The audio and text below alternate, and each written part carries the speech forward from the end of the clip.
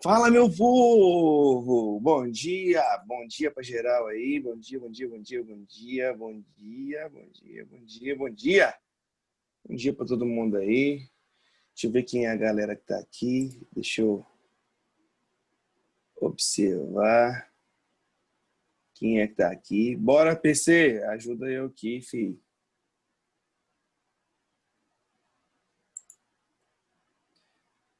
Deixa eu ver, deixa eu ver, deixa eu ver, deixa eu ver, deixa eu ver, deixa eu ver, deixa eu ver. Ah, Amanda, Ana Vitória, Caritas, Dudu, Esther, Igão, Neves, Carla, Catrin, Ivana, Jaiane, Jefim, João, Canuto, Lamonier, Porto, Karen, Luane, Ludmila, Duarte, Patrícia, Torugo, Vitória, Yasmin. Gente, bom dia para todo mundo, velho. É isso aí. Sejam bem-vindos mais uma vez. Estamos aí, né? Na quebrada, suave, de boa.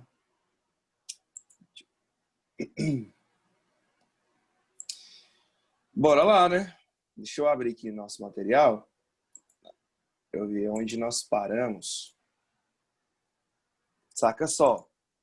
Na nossa última aula, né, que eu estava explicando a parte de domínio para vocês, eu usei algumas questões do livro para a gente exemplificar, né, o que poderia ser cobrado de vocês. Então, no livro 1, a gente fez exercício da página 52, esse aqui. Né, fizemos o 3, né, da página 50 e alguma, 2 ou 3. E aí eu mostrei o jeito mais rápido de fazer isso aqui, né? Então beleza. Aí hoje, galera, olha só. Hoje, se eu não me engano, eu passei para vocês alguns exercícios do livro. Passei? Eu passei alguns exercícios do livro. Dá uma verificada aí para mim, por favor. Eu acho que Você sim. passou a página 50 e 51. 50 e 51. Show. 50 e 51. Galera que tentou fazer aí, teve dúvida, gente, em algum deles? Pode falar, bora. Hoje eu vou tirar as dúvidas de vocês referente a esse conteúdo para vocês fazerem a prova, né? Discursiva que vai rolar agora, dia 11. E, e aí semana que vem a gente começa um negócio novo. Mas não foi todos que eu passei não, né, Patrícia? Eu acho que foi... Eu não tinha passado um, por exemplo. Eu acho que não foi todos que eu passei, não. Eu acho que eu passei do 2 até o 8. Enfim, deixa eu abrir aqui o bate-papo para ver se alguém for com dúvida em alguma. A 3 da página 50. Beleza, Ana Vitória. Bora lá. 3 da página 50. Vou pegar ela aqui.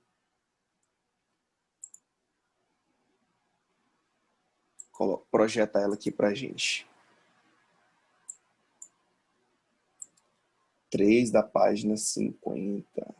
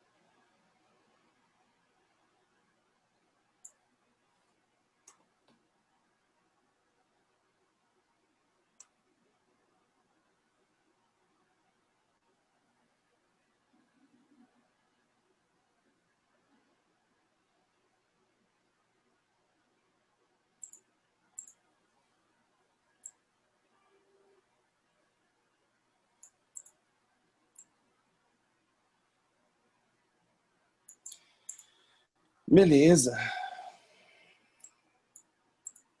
Vamos lá, então.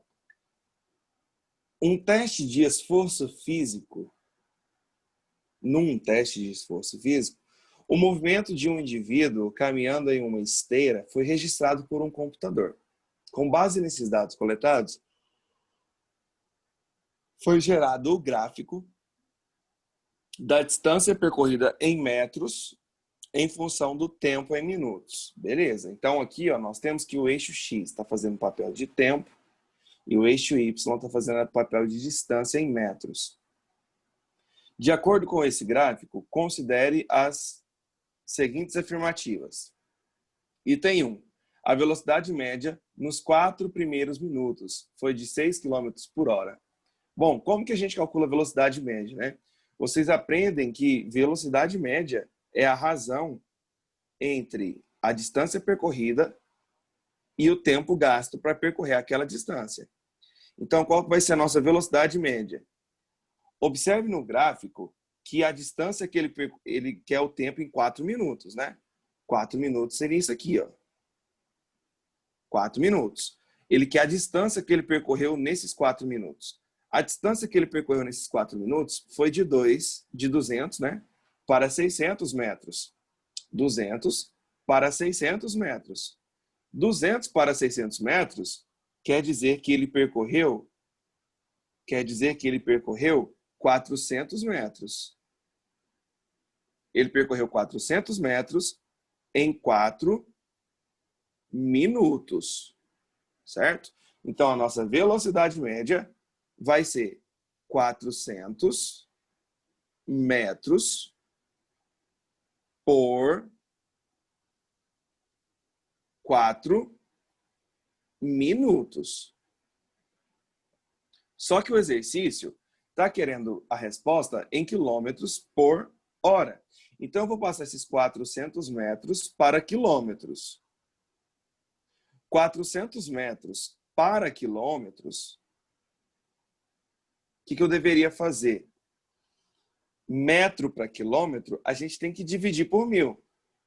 Não sei se vocês lembram, mas quando eu expliquei para vocês, eu acho que foi razão e proporção, a parte de escala, né? Eu passei essa tabelinha aqui para vocês, ó. Caguei hoje daquele modelo duro com a cor marrom. Então eu quero de metro para quilômetro, né? 1, 2, 3 casas. Então eu dividiria por 1000. Ou isso é equivalente a eu andar com a vírgula 3 casas para a esquerda. 1, 2, 3. Então fica assim, fica a seu critério o que você vai querer colocar. Você pode colocar assim, ó. Você pode colocar 400 dividido por 1000. Aí a resposta ficaria em quilômetros. Você poderia colocar 0,4, que seria andar com a vírgula 3 casas. Você pode colocar 400 vezes 10 a menos 3, porque dividir por 1000 é multiplicar por 10 a menos 3. Fica a seu critério, tá? Mas eu vou deixar assim mesmo. Eu vou deixar dividido por 1000 desse jeito. E aí tu vai entender por que eu vou deixar assim. Já, já. Agora aqui embaixo, ele quer em hora. Então eu vou passar de minuto para hora. Sabemos que 1 hora são 60 minutos. Então se eu quero passar de minuto para hora, eu tenho que dividir por 60. Tudo isso é para eu não ficar fazendo regra de 3. Tipo, 1 hora, 60 minutos. 4 minutos. Quantas horas? Observe que se você fizer multiplicação cruzada, ó, você vai chegar que eu vou ter que pegar o 4 e dividir por 60. Sacou? Então, por isso que eu não vou fazer regra de 3. Eu acho que fica bem mais complicado. Qual que é o raciocínio lógico? Se eu quero passar de minuto para hora, eu divido por 60. Então, eu vou pegar esse 4 e eu vou dividir ele por 60. Quando eu fizer isso, eu encontro a resposta em horas.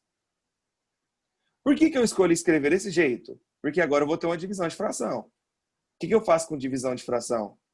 eu repito a primeira.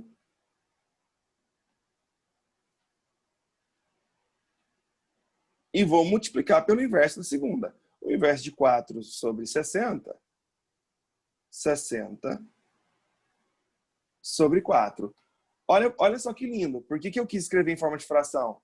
Só para simplificar, ó. Está. Simplifiquei 2 zerinhos. Eu posso simplificar também esse zerinho que faltou com esse zerinho aqui em cima. Está. Posso simplificar também esse quartinho aqui em cima com esse quartinho aqui embaixo. Está. Olha que foi a única coisa que sobrou. 6. Então, 6 quilômetros por hora. Pessoal, olha, você poderia ter multiplicado, não tem problema. 400 vezes 60. 400 vezes 60, você vai encontrar 24 mil. 1.000 vezes 4 dá 4 mil. 24 mil dividido por 4 mil vai dar 6. Você poderia também ter transformado em número decimal, só que o jeito mais simples e mais direto para você gastar menos tempo na resolução do item 1 seria isso. Ficou claro para todo mundo? O item 1.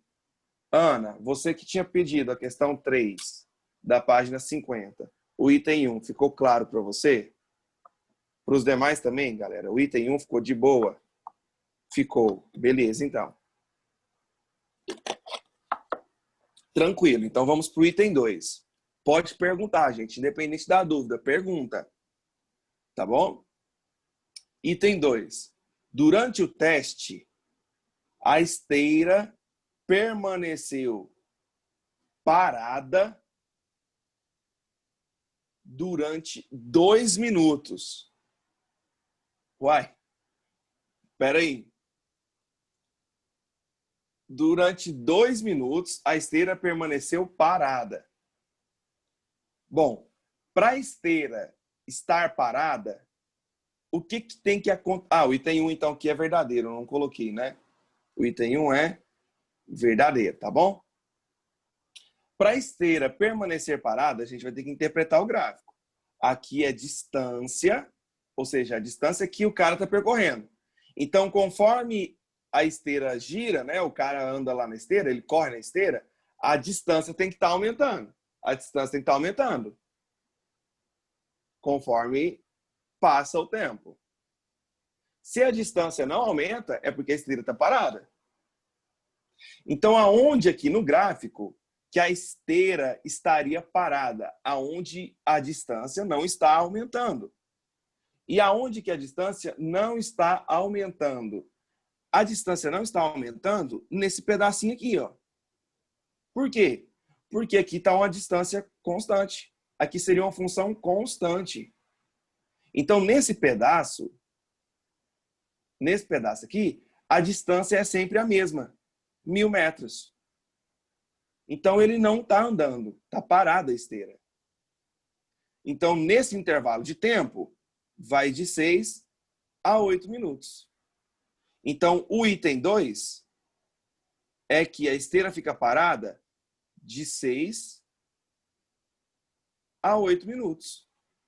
E de 6 a 8 minutos são 2 minutos.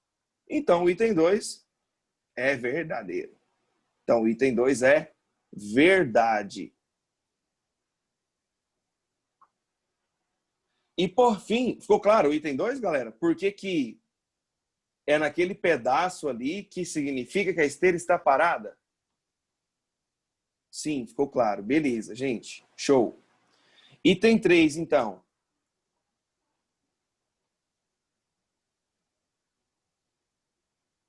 Beleza, João. O item 3 está falando o seguinte.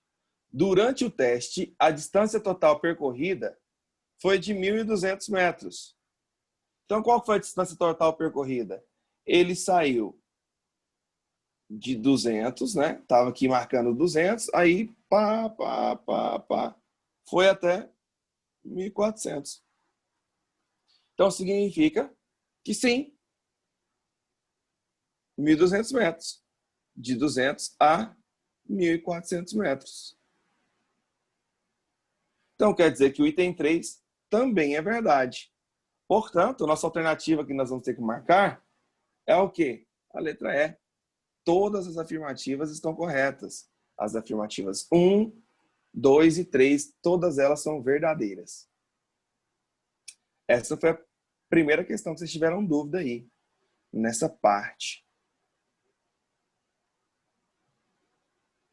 E aí, gente? Mais alguma questão que vocês tiveram dúvida? Então, ó, enquanto vocês estão digitando aí, né, se existe uma questão que teve dúvida, deixar bem claro para vocês que na nossa prova eu vou cobrar de vocês essa parte de interpretação de gráficos, tá bom? Tem uma questão na nossa prova que eu te dou o gráfico e peço o domínio e a imagem. Quando vocês estão pegando aqui, deixa eu abrir aqui para vocês verem sobre o que eu estou falando. Aqui, ó.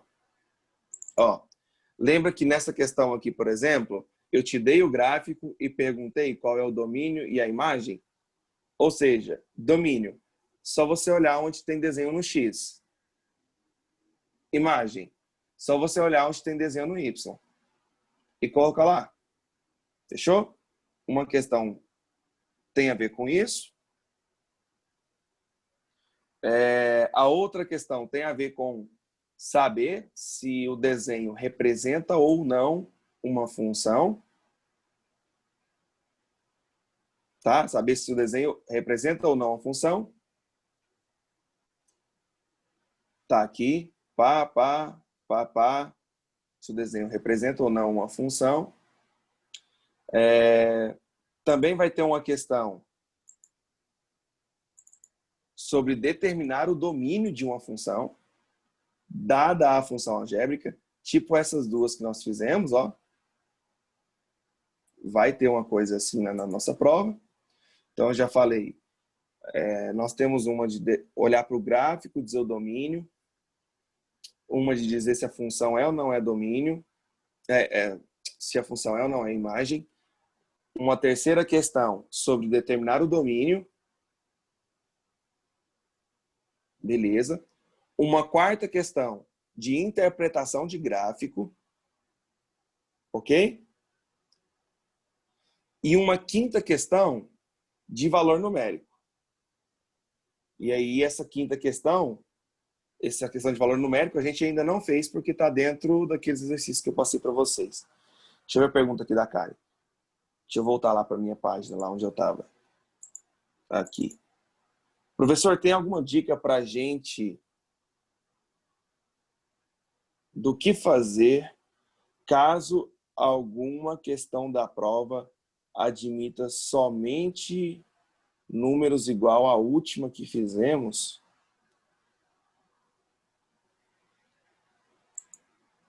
Você está falando, Karen, dessa aqui? É porque é o seguinte, Pedro, que na outra prova teve uma questão que só podia colocar número, colocar letra, não podia colocar outros caracteres. Ah, entendi. Cara, eu não sei o que aconteceu, não foi eu que fiz a prova, né? Esse é a coordenação que fez a prova, né? Só que eu lembro que foi a questão de MDC, se eu não me engano, né? Que isso aconteceu. Foi a questão de MDC. Ô, que isso professor, aconteceu. Aí, rapidão, Igão. Aí, na prova de alguns, tinha lá algo normal para escrever. Tanto que, quando eu fui corrigir a prova, eu corrigi, tinha gente que tinha escrito, que tinha conseguido escrever, e tinha outros que só tinham número. Aí, o que eu fiz para ajudar? Eu avaliei todo mundo do mesmo jeito.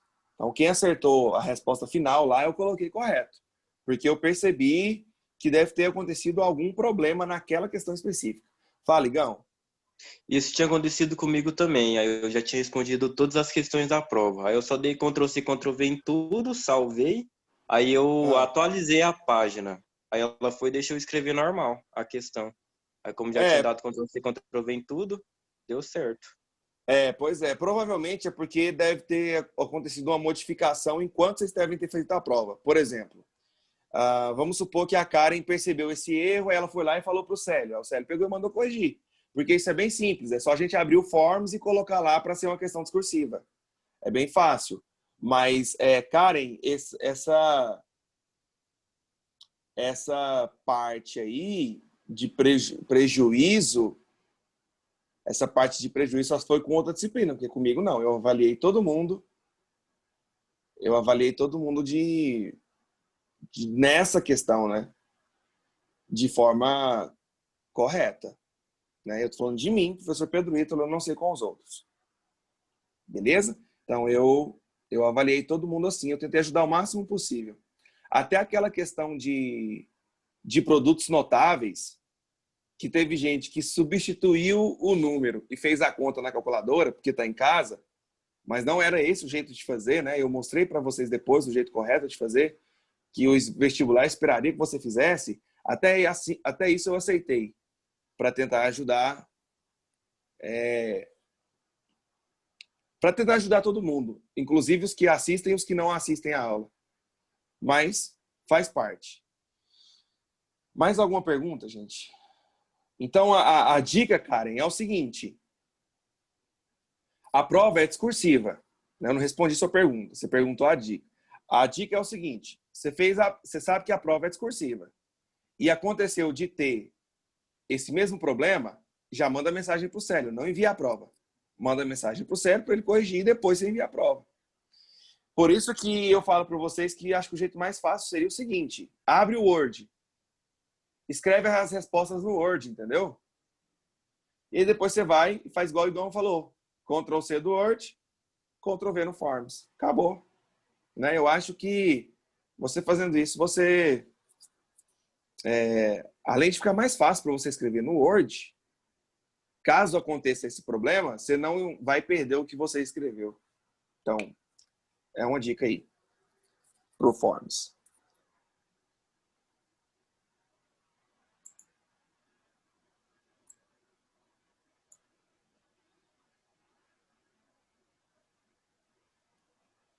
E aí, gente? Então, nenhuma questão a mais? Então, acho que tá de boa. Então, todo mundo sacou tudo.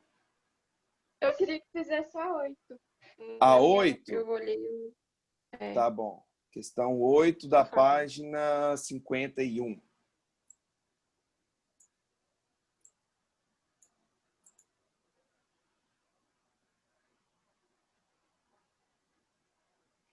Deixa eu pegar ela aqui, então, pra gente.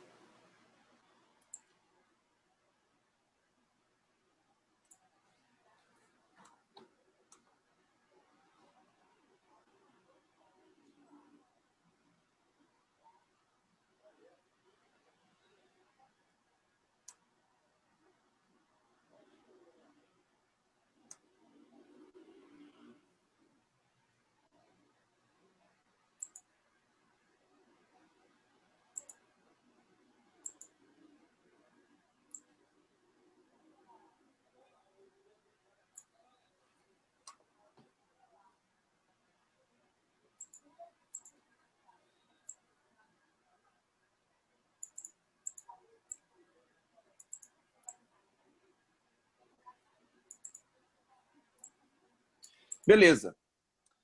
Questão 8 está falando o seguinte. O termo agronegócio não se refere apenas à agricultura e à pecuária, pois as atividades ligadas a essa produção incluem fornecedores de equipamentos, serviços para a zona rural, industrialização e comercialização dos produtos. O gráfico seguinte mostra a participação percentual, ou seja, porcentagem, do agronegócio no PIB brasileiro. Então, aqui nós temos, né, o ano, né, o ano aqui, e esses númerozinhos que estão aqui seriam as porcentagens, os percentuais. Esse gráfico foi usado em uma palestra na qual o orador ressaltou uma queda da participação do agronegócio no PIB brasileiro e a posterior recuperação dessa participação em termos percentuais. Segundo o gráfico, o período de queda ocorreu entre os anos... Então, pessoal, eu quero saber, simplesmente olhando no gráfico, aonde ocorreu uma queda. Onde ocorreu uma queda, onde ocorreu uma diminuição, onde a função decresce. Então, aqui está crescendo. Ó. Cresceu, cresceu, cresceu, cresceu, cresceu. Chegou aqui, começou a diminuir. Diminuiu, diminuiu, diminuiu, até aqui. Chegou aqui e já cresceu novamente. Então, o exercício simplesmente perguntou qual é o período de queda. Período de queda foi de 2003 a 2006. Letra C.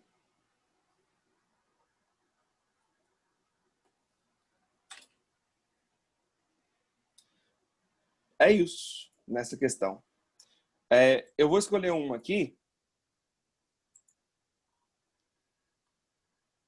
Estou vendo que vocês estão bem assim, porque provavelmente a maioria de vocês ainda não tentaram fazer as questões.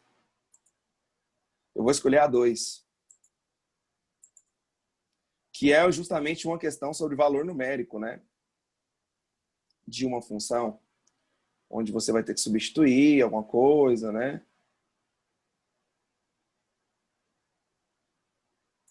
E tal. Bom, fazer o seguinte. Como eu acho que a maioria provavelmente não fez, eu não vou falar todos, claro que não. Aí eu vou dar um tempinho para você pelo menos ler, tá? Essa questão 2 aqui, ó. Pelo menos dá uma lidinha nela.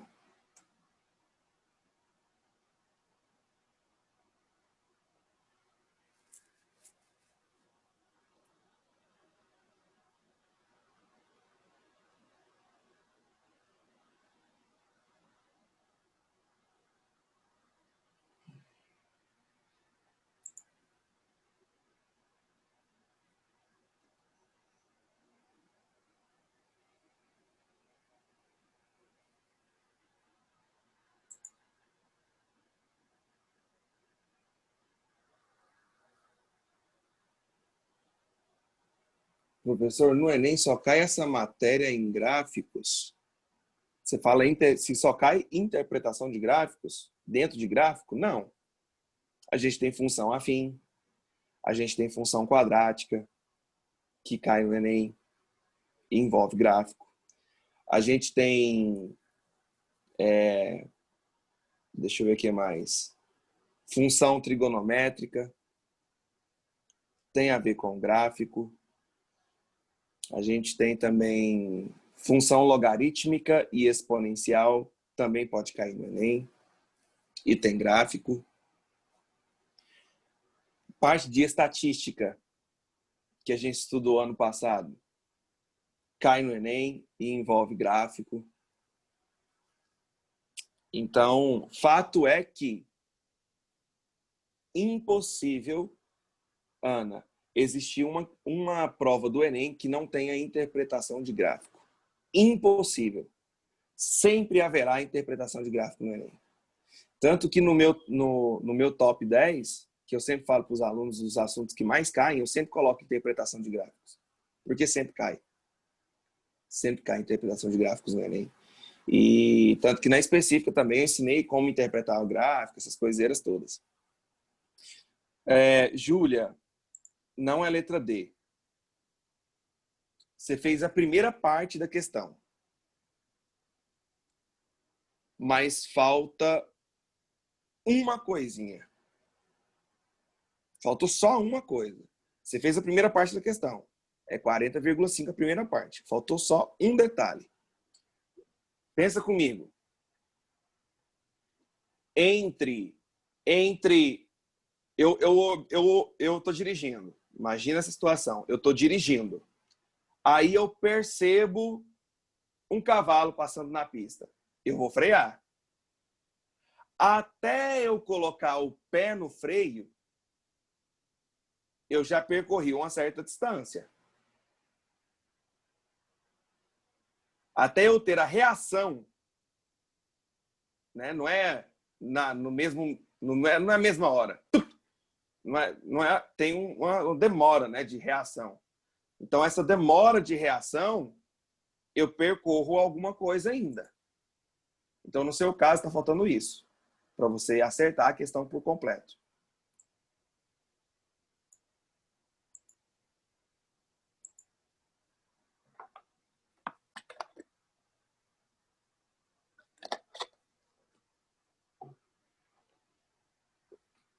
Bora lá, então, gente? Ou quer mais um tempinho? Como é que é aí? Deixa eu ver aqui como é que tá a galera.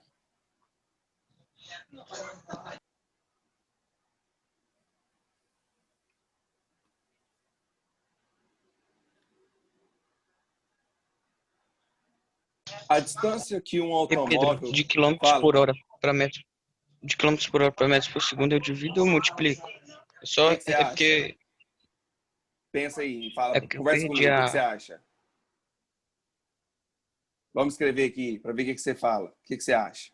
Vamos, porque assim, lá na hora da prova eu não vou poder te ajudar, né, mano? Então vamos pensar junto. Não pesquisa não, vamos pensar junto. O que você acha que você vai ter que fazer para passar de quilômetro para metro? Você está aumentando o seu referencial ou você está diminuindo o seu referencial? diminuindo. Se você está diminuindo, você vai multiplicar ou vai dividir? Dividir? Pronto. Ah, não, então fechou.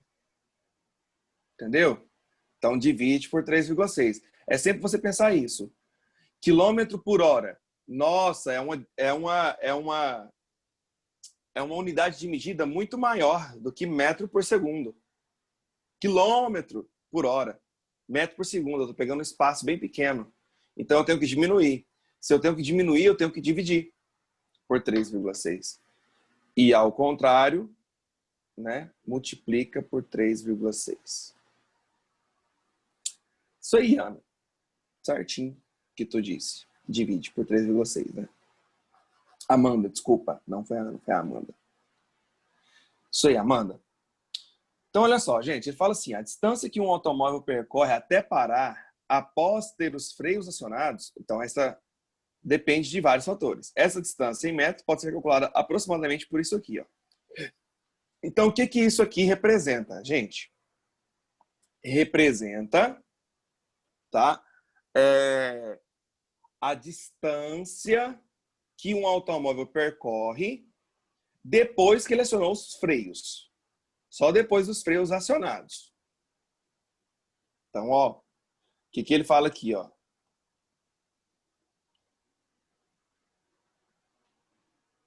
A distância... Opa, tá de branco, aí vocês não vão ver.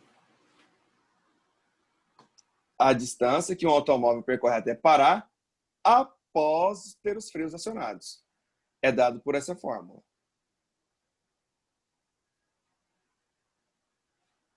Em que V é a velocidade em quilômetros por hora.